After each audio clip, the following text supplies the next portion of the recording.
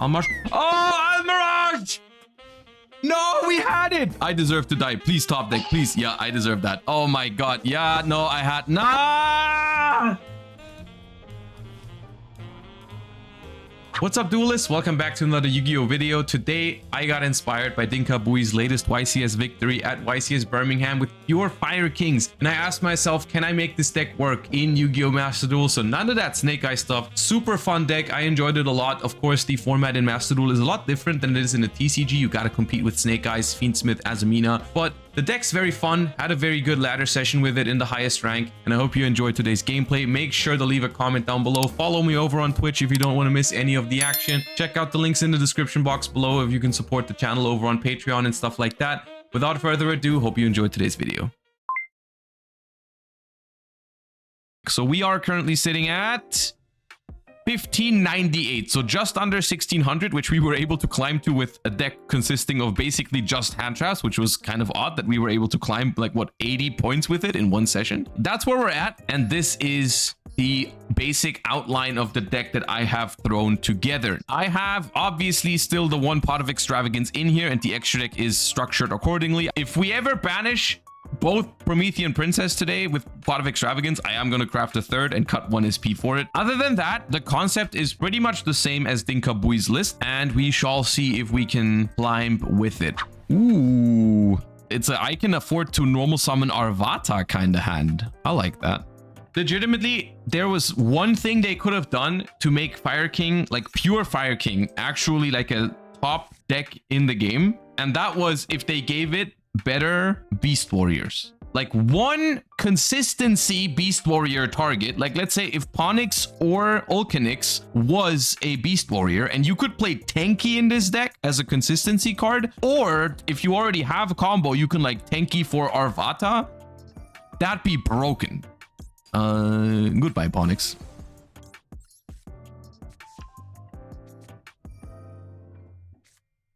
Guessed why? That's why they didn't do it. I mean, yeah, probably. It's probably fine. But it's just like this deck. I like this deck so much in so many different aspects about it. I just adore. The only thing that it doesn't have, from my perspective, is enough consistency. Like I wish it just had that little extra bit of consistency. That's what I wish it had. So I kind of want to get this one in rotation by popping the Ulcanix, but then I don't have access to Kirin at all yet. I can pop it on their turn, I guess.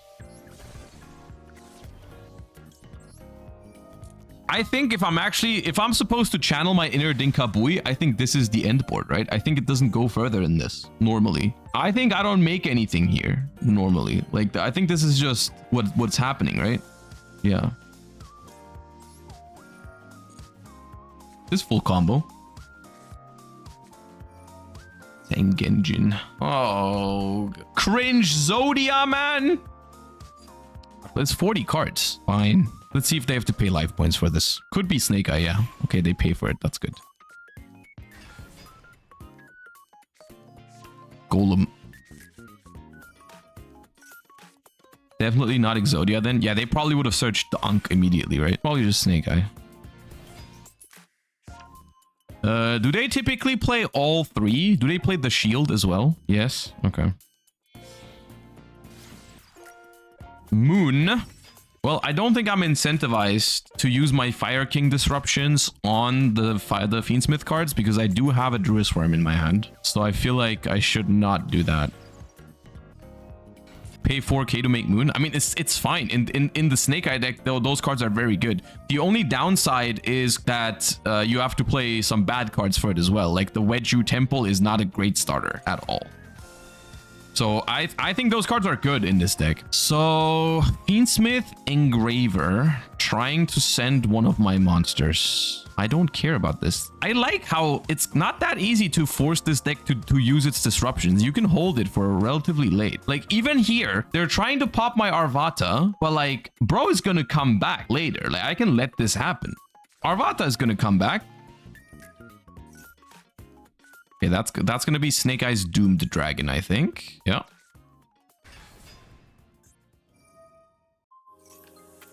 And that'll be Fire King Sanctuary.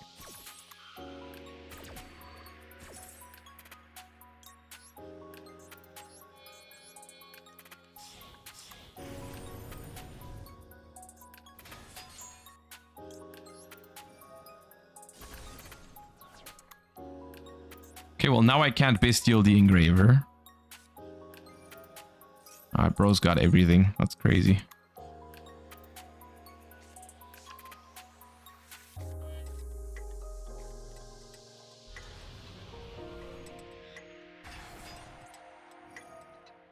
Yes. Ooh, deception. Okay, I was expecting original here. That's a lot weaker to the Skyburn.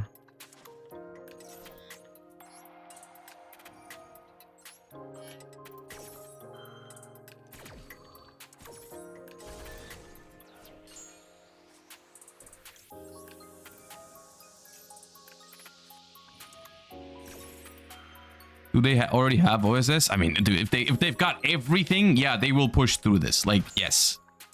If they've got all of that and more, then yeah, we're not going to be able to beat it. We still got a decent amount of stuff left, you know? Like, we still got Arvata. We still got Garunix in the graveyard. Like, we're not out of stuff yet.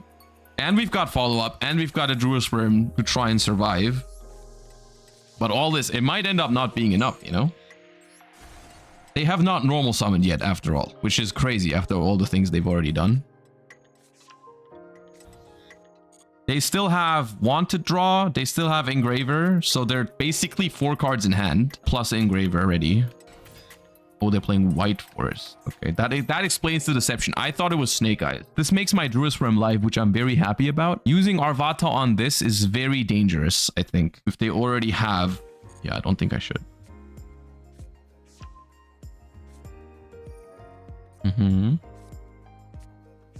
Yeah, I want to negate that one.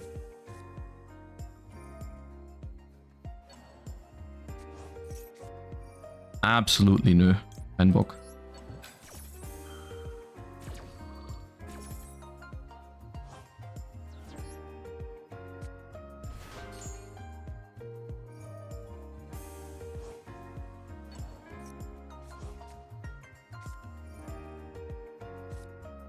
Their hand's insane. Their hand is absolutely batshit crazy. They got all the disruptions. Okay. But see, my board was very, very minimal, right? Like my board wasn't even that crazy. I ended on Sanctuary, Skyburn, Island, Arvata. Like I summoned 3 times. And then in my hand, there was 1 Druid's Worm. It was just the Bestial, right? There was no like Asher, Valor, or Imperm or anything like that. Doolittle Chimera. Maybe Doolittle Chimera is interesting because doesn't that potentially also recycle? That can also recycle Kirin's in a pinch. Maybe I'll try a Doolittle Chimera. We can cut Extravagance. In a deck that almost does not care about losing stuff from the extra deck, you want to cut Pot of Greed.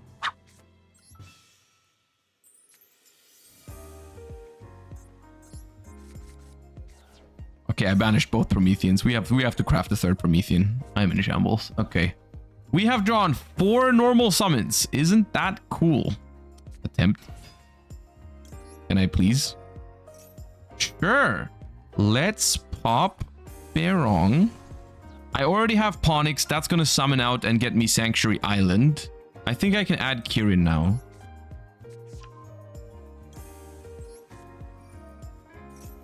No Maxi either. Okay.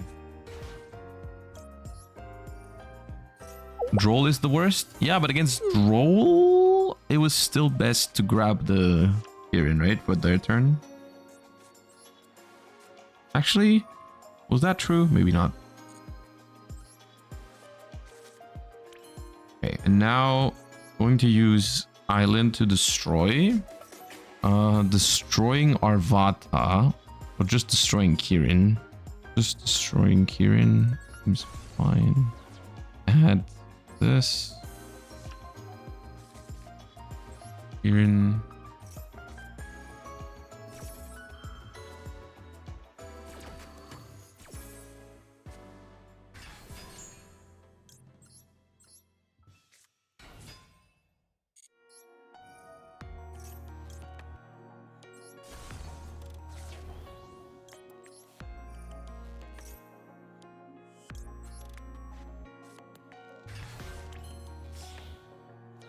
So this...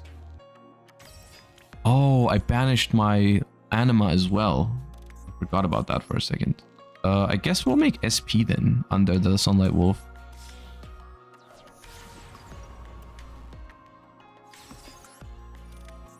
So we add back one of the Kirins because there's no Promethean. Yeah, okay. Yeah. We lost both Prometheans, but that's because I didn't want to craft a third. I was greedy. We probably should have had a third.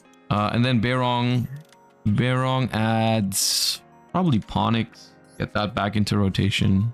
This is okay. This is still a pretty decent amount of disruptions, right? We've got SP, Arvata, Veiler, Ash. If you had 3 Prometheans, it would have banished all 3. You know what? You are actually right, because the card I would cut for it is probably the Doolittle Chimera, and guess what? That's also gone. Now, because I'm looking at my extra deck, and there's still both Garunix. There's 2 Garunixes, and so I don't think I care about Kashtira Unicorn. Oh, it's pure Kashtira. Okay, well, Theosis is not very good against SP. Still have to go battle phase first. Every time Josh defends a card, that card immediately... It is true, right? Like someone said, like, you should cut Pot of Extravagance. And I'm like, you shouldn't do that. And then first game after is like the first time we draw it and it's like not good. The thing is, though, the thing you have to realize is like, it's definitely worth it because it's not even bad here. Like we've drawn 2 cards from it, which could have baited their Ash Blossoms, or we could have drawn an extender because we only had normal summons. And it's still a completely fine position. Like it's not bad here. Add a Kashtira trap. I mean, it's Kashtira, right? How much are they gonna do still for the rest of this turn?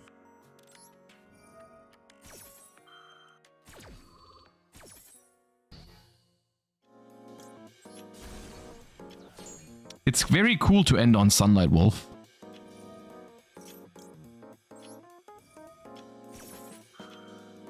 Because I can now summon into its zone again. I really like this, actually. The Sunlight Wolf is the only card in Ka's Extract that I'm like, I don't really understand why that's not there. I think that card is so good.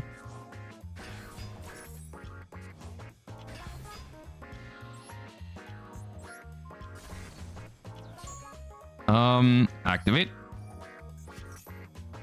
Activate.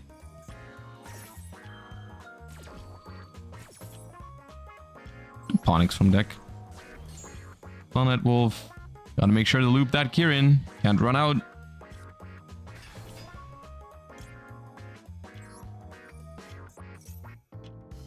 Bro sure has got a lot of pushes.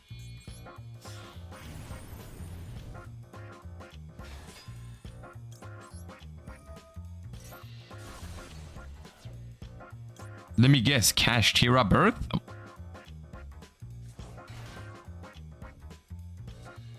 I hate Kashtira players. I hate them with a burning passion.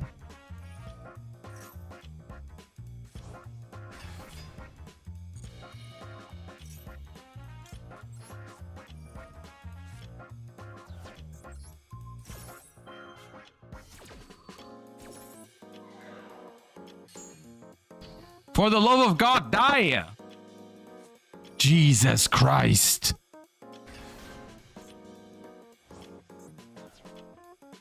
Yeah, add your unicorn back to your hand. It was gonna, like...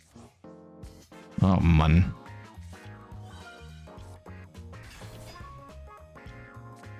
Take... How? What the hell was even that?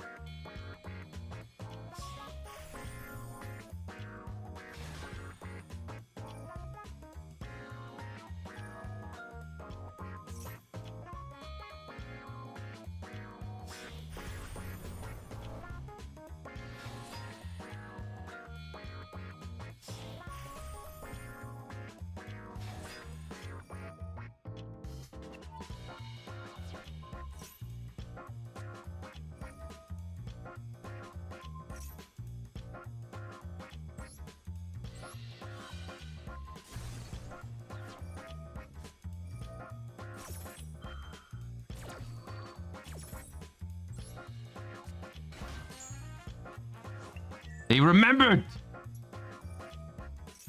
Arisart is such a stupid ass card, man.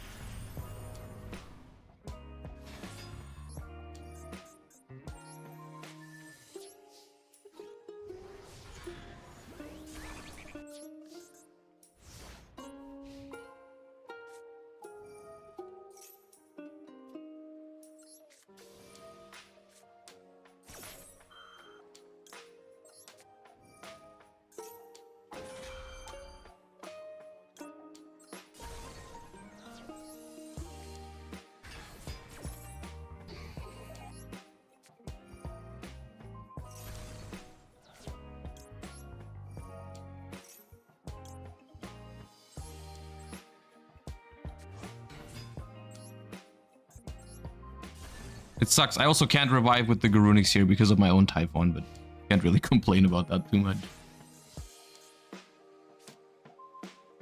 Get wrecked, dude. Absolutely obliterated. I mean, I could have searched that. I was guaranteed that card. I was guaranteed the island, but it just feels good to draw it anyways.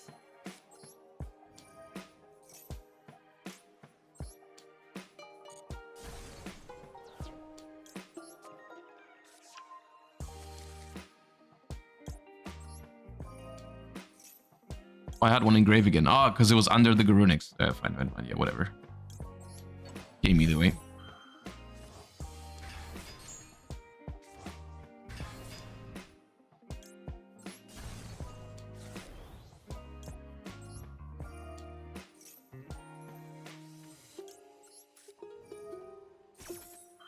None of this is necessary, but I want to do it anyways.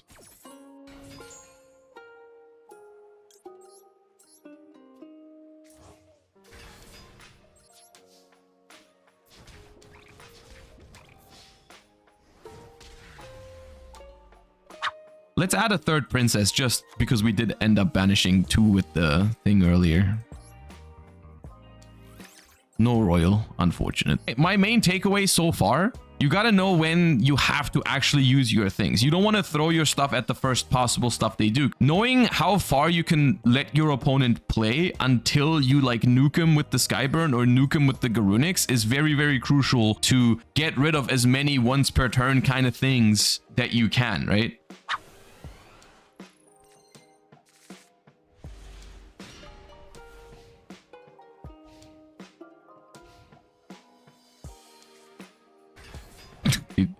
Stop summoning that card against me. I can't see it anymore. You can keep summoning that card. That's fine. All right, we toggle game now.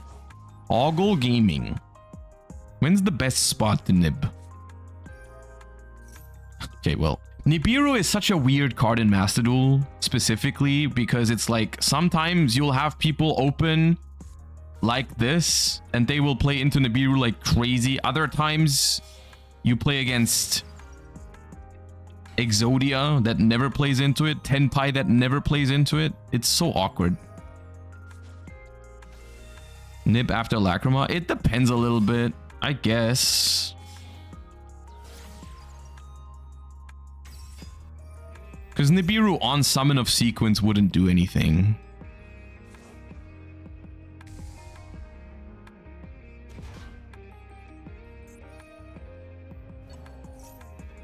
We have to do it here because otherwise... Oh, we don't have to do it yet. Okay, they go for tracked. That's fine.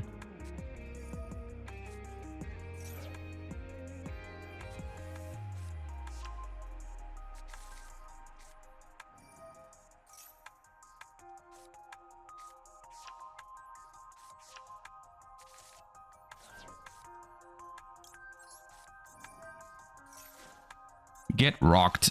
How big? 26 defense. So the Snake Eyes Diabell Star can come out the spell Trap Zone.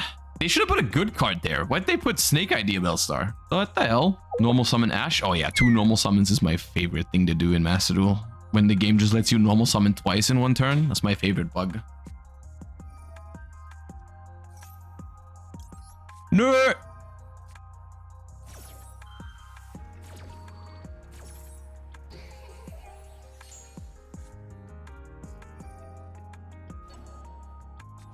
They didn't even temple. Yeah, I don't know exactly why they didn't temple. Because, I mean, surely the extra body is worth something. Because, I mean, it's a fire. It would have been a fire monster, so they could have made Hita now. So they genuinely would have still had an SP to banish the Nibiru and stuff like that. That's the crazy part about all of this. They played into Nib full force, and their hand wasn't even that good. But they still should have Hita, bring back my Ash, make SP, banish the Nibiru and stuff like that. They still should have had a good line here, considering I had to Nibiru and Ash them.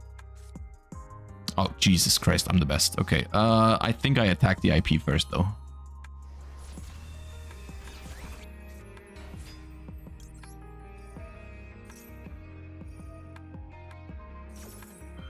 Nice IP. It's not that bad for them to make that IP Masquerena because it does kind of force me to go battle phase first, which is not a bad thing to force someone to do because it makes sure you survive. And you got Engraver. It's not that bad, genuinely. It's probably better than an SP there. Ooh, okay. I'm annoyed by that. I'm annoyed by that card. That's like probably the worst thing they could have for me there. I'm kind of tempted. Oh, this is difficult. Lina, activate effect. Revive your Engraver. I might keep that. I might keep that if I can. I'll see. So here, Promethean.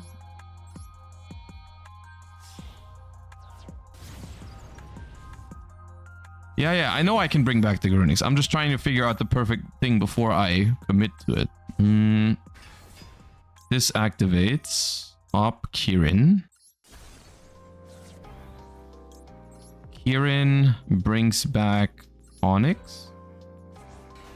Destroys Snake Idea Bellstar. Make Sunlight Wolf. Make Anima. Sunlight Wolf. Add back Ash Blossom. I'm not that afraid of the Kashtira Birth because I have Promethean Princess in the graveyard. So like that does not technically do anything. I'll still play Sanctuary because I can get to 2 level 8s. The only thing this does mean is if I want to keep the Engraver around, I could... I'll banish the Engraver. I'll banish the Engraver. Okay.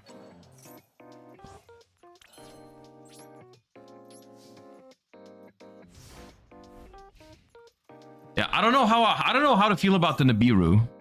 I don't know how to feel about the Nibiru because I'm not sure. It's like in this matchup, it can be very, very good.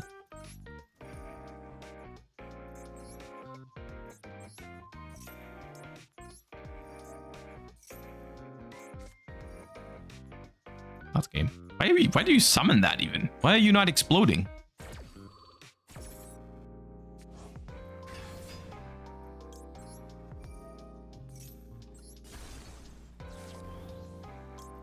Typhon. You know my cards have effects, right?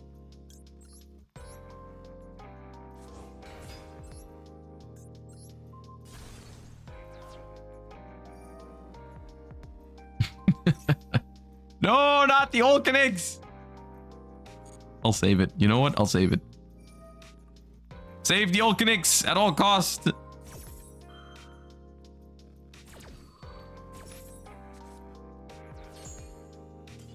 Okay. GG.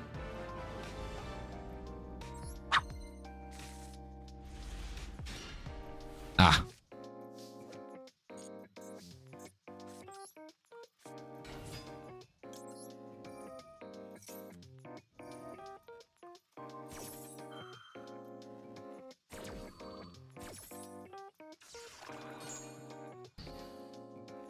Genuine question. Why is Kirin semi-limited again?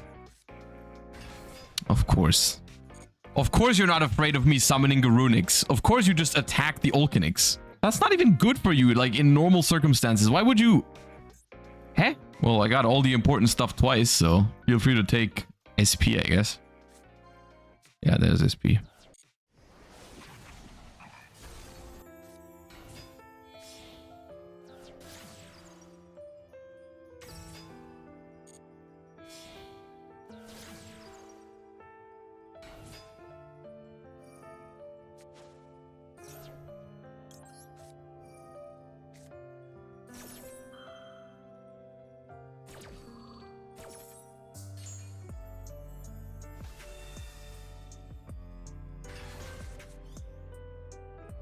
Man, my position sure would be nice if I had a different card in hand and this thing on my field right now.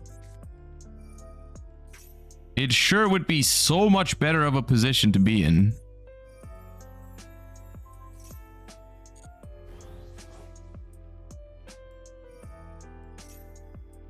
Well, Typhon is life, at least. That is something. That is worth something.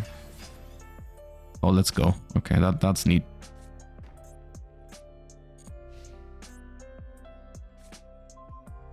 Dude, these straws are so criminal, dude. If I activate Fire King Island and pop my Garunix, I will get kind of destroyed by that birth. If I pop Fuva at Olcanix, normal summon Olcanix, they imperm, I imperm back. They can birth pop my graveyard later. That's fine. Yeah, okay, let's try this. Ash in hand? They don't have Ash in hand. They would have ashed my Maxi.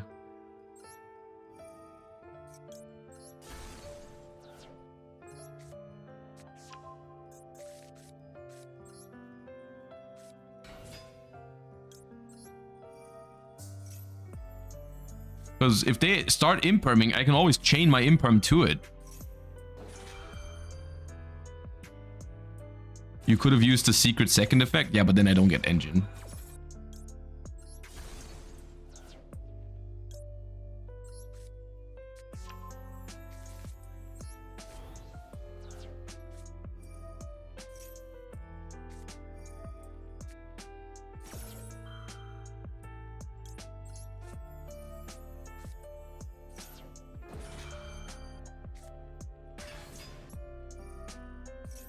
Okay, so right now, I kind of want to get rid of Kashtira Birth. If I pop Kirin here, pop Kirin, revive Volcanix.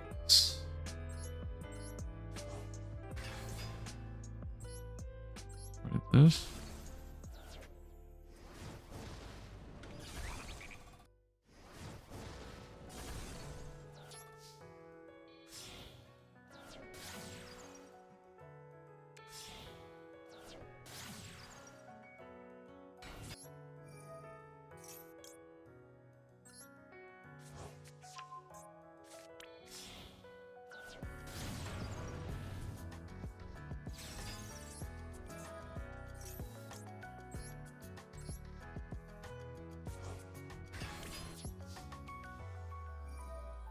I don't run Heat Soul, and I don't think you would make Heat Soul here. I think Princess is better.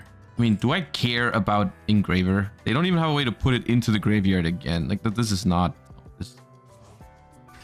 They didn't even shuffle back Requiem. The extra deck is a little weird because on the one hand, it's got some extravagance numbers like 3 rank 8s. On the other hand, extravagance is limited, so maybe we just take out the second Hita. I also don't know if we need Lina in the TCG. Dinka's list had Lina, but I think that's mainly because stealing Detonator is very good. So like it could be worth it to like normal summon an Effect Veiler, steal a Detonator with it. Like that could be worth it, but I don't know if it's worth it in Master Duel right now because the only thing you'd be stealing with Lina is like a Fiendsmith card, but you can't do much with it. It's neat to be able to link with the Nibiru and then potentially make a Promethean Princess with it though. Sure.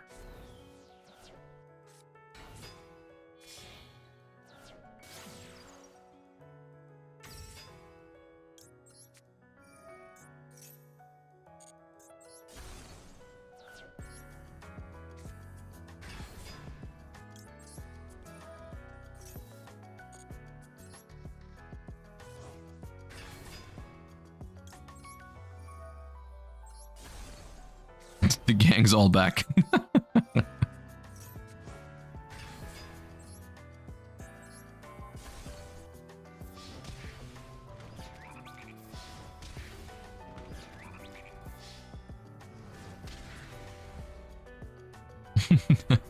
Look at all those chickens.